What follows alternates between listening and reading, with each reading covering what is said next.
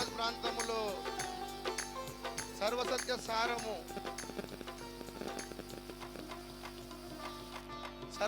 సారము అందించడానికి దేవుడు నిలబెట్టుకున్నటువంటి ప్రవక్త అపోస్తలుడు అద్దంకి రంజిత్ తోఫిరాయ్ గారికి సహకారంగా ఎల్లవేళలా ఉంటూ సర్వసత్యమును భూతలమంతా కప్పాలన్న ఉన్నతమైనటువంటి మనసు కలిగి మా ఆత్మీయ తల్లిదండ్రులు ఇంతమంది సైన్యమును అనగా 14 మంది దైవ సేవకులను నిజామాబాద్ ప్రాంతంలో దేవుని ఆత్మ నడిపింపును బట్టి నిర్మించారు. హల్లెలూయా, హల్లెలూయా.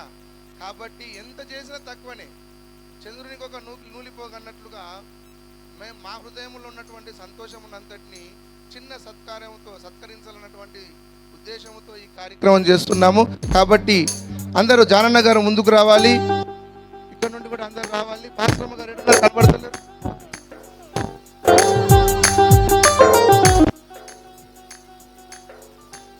పూలమాలలు ఇవ్వాలని ప్రభు ప్రేమను బట్టి కోరుతున్నాను.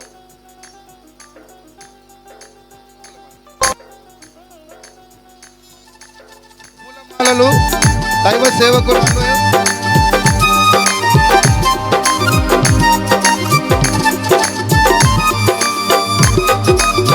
ప్రేమకు చిరు కానుకగా ఈ పూలమాలను వేసి సత్కరించాలనుకుంటున్నాం. కాబట్టి అందరు చప్పట్లతో మీరు కనపరచాలని కోరుతున్నాం.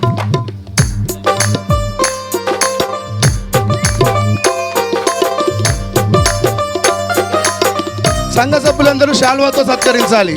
ఇటుపక్కలి పురుషులు అటుపక్కలి స్త్రీలు పట్టుకోవాలని ప్రభు ప్రేమను బట్టి కోరుతున్నాం. పట్టుకున్నాం.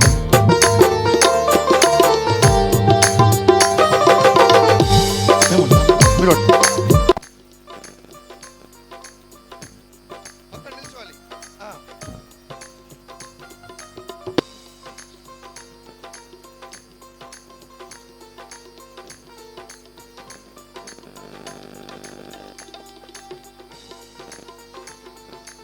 మెమంటో సైతం సత్కరించడానికి దేవుడు చూపిన కృపను బట్టి గట్టిగా చప్పలు పడాలండి అందరూ.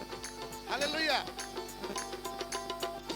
సత్యమందు వారిని ప్రతిష్ఠ చేయండి, నీ వాక్యమే సత్యము అనే నినాదముతో కేశాపూర్ గ్రామంలోనికి వచ్చినటువంటి దైవ సేవకుని వాక్య సారాంశమే సత్యం అన్నటువంటి అతి ఉన్నతమైనటువంటి శ్రేష్టమైనటువంటి సిద్ధాంతములోనికి నడిపించడానికి అపోస్తలుడు అద్దంకి రంజిత్ తోఫిరాయ్ గారు పరిచయమై సత్యసారమందు సంఘమును సార్వత్రిక క్రైస్తవ సంఘమును నిర్మించాలన్నటువంటి ఉద్దేశముతో అయ్యగారు ఇంకా ముందుకెళ్ళి ఇంకా ప్రపంచంలో ఉన్నటువంటి అనేక దేశాల్లోనికి వెళ్ళి సత్య సారాంశం అందించాలని ప్రభు ప్రేమను బట్టి కోరుతూ మనచవాంచ నిత్యం ప్రార్థన చేస్తూ అడుగులు ముందుకు వేస్తూ ఉంటాం.